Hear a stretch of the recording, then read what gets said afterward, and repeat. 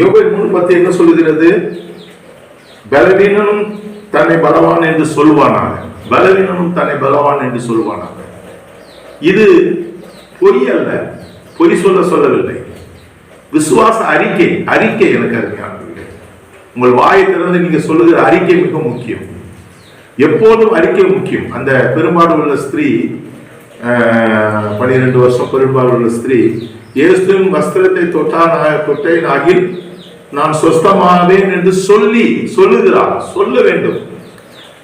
நாம் என்ன சொல்லுகிறோமோ அதுபடி நடக்கும். சந்தேகப்படாமல் சொன்னால் அந்த மலை பெயர்ந்துண்டு கடலிலே விழப்படும் என்று சொன்னார் இயேசு கிறிஸ்து. சந்தேகப்படக்கூடாது. அதே சமயத்தில் விசுவாசத்தில் சொல்ல வேண்டும். விசுவாச வார்த்தை நம் வாயினாலே விசுவாச வசனங்களையும் வார்த்தைகளையும் சொல்ல வேண்டும். அப்படி சொல்லும் போது கிதியோனை பார்த்து ஆண்டவர் என்ன சொல்லுகிறார்? பராக்கிரமசாலியே. ஆனால் அவன் பலவீனமாயிருந்தான்.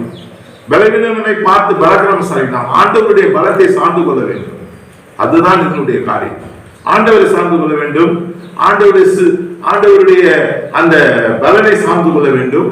அவருடைய சிலுவை அண்டையிலே அடைக்கலம் புகுந்து இயேசுவே நீதான் எல்லாம் என்று சொல்லும் போது ஆண்டவர் உங்களுக்கு எல்லா கிருபையும் தருவார். அந்த கிருபையை நம்பி, அந்த பலத்தை நம்பி, ஆண்டவருடைய பலத்தை நம்பி நீங்கள் சொல்ல வேண்டும். தாவீது சொன்னானே, கோலியாத்தின் தலையை நான் தனியாக எடுத்து விடுவேன், அவன் கர்த்தருடைய நாமத்தினால் போகிறேன். ஒருவேளை தாவீது சிறு பையனாயிருக்கலாம், கோலியாத் பெரிய ராட்சசன்.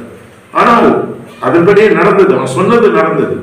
நீங்க சொல்வது நடக்கும். ஆனால் விசுவாசத்தை சொல்ல வேண்டும். உங்கள் உள்ளத்திலே கர்த்தர் இருக்க வேண்டும். இந்த 3:10 மறந்து விட வேண்டாம்.